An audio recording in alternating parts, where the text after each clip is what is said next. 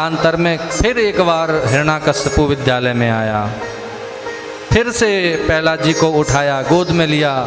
बेटा एक बात बता, इस बार तुमने कौन सा ऐसा अच्छा पाठ है जो सीखा हो? मुझे प्रसन्न करने के लिए कोई एक अच्छा सा पाठ सुना। प्रहलाद जी कहते हैं, हर बार पिताजी अच्छा पाठ पूछते हैं और सुनना हमेशा बुराई चाहते हैं। इस बार प्रहलाद जी ने भी आंख बंद करी, भगवान का ध्यान किया, जो होगा देखा जाएगा। इस बार पिताजी को भी पाठ पढ़ा देते हैं। कौन? नवदा भक्ति का पाठ प्रहलाद जी ने हिरण्याकश्यपु को पढ़ा दिया। नवदा भक्ति, श्रवणम कीर्तनम विष्णु स्मरणम पादसेवनम अर्चनम वंदनम दास्यम सख्यमात्मनिवेदनम इति पुंसार्पितो विष्णु भक्तिश्चेन्नवलक्षणा क्रियते भगवत्यद्ध तन्मन्येधीतमोत्तमा। श्रवणम कीर्तनम विष्णु, पिताजी भगवान की नवदा भक्ति है। श्रवणम, भगवान की महिमा को सुनो। कीर्तनम, भगवान की महिमा का ही कीर्तन करो। विष्णु स्मरणम पाद सेवनम, भगवान के चरणार बिंदों की अर्चन करो, स्मरण करो, अर्चन करो, वंदन करो। दास्यम, भगवान का दास बन के रहो।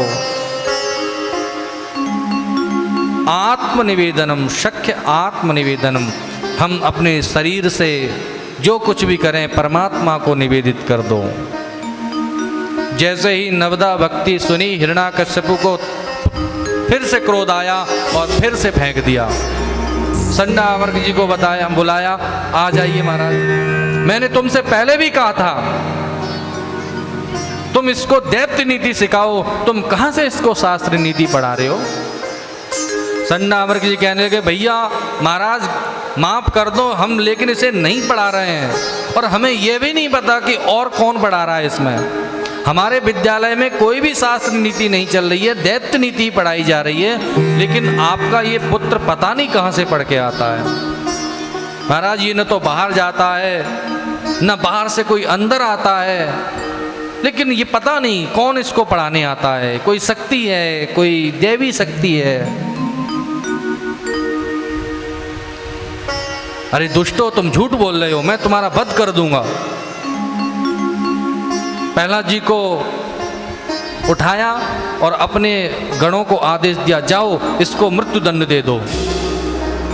प्रहलाद जी को मृत्युदंड देने के लिए जैसे ही गण ले गए तो सबसे पहले पहाड़ से ऊपर पटका।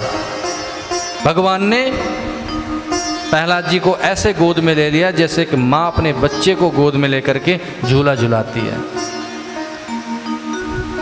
हिरण्याकश्यपु की बहन, प्रहलाद जी की बुआ होलिका माता, उन्होंने कहा भैया एक मौका मुझे दो, मुझे वरदान प्राप्त है, मुझे अग्नि जला नहीं सकती। प्रहलाद जी को गोद में लिया और चिता बनाई, उस पर बैठ गई। जैसे अग्नि का ध्यान किया, प्रहलाद जी तो बच गए और होलिका माता स्वाहा। तमाम ताड़नाएं देने के बावजूद भी प्रहलाद जी को मृत्यु स्पर्श भी नहीं कर सकी। संडावर्ग जी महाराज कहने लगे, अरे महाराज क्षमा चाहता हूं, लेकिन अब मैं इस पर पूर्ण रूप से कंट्रोल करके रखूंगा, मैं इसको कहीं छोड़ के भी नहीं जाऊंगा। आप एक काम करिए, आप एक मौका और हमें दे दीजिए। ठीक है, आप ले जाओ, लेकिन ध्यान रखना अगली बार कोई गलती हुई तो तुम्हारी भी मृत्यु निश्चित।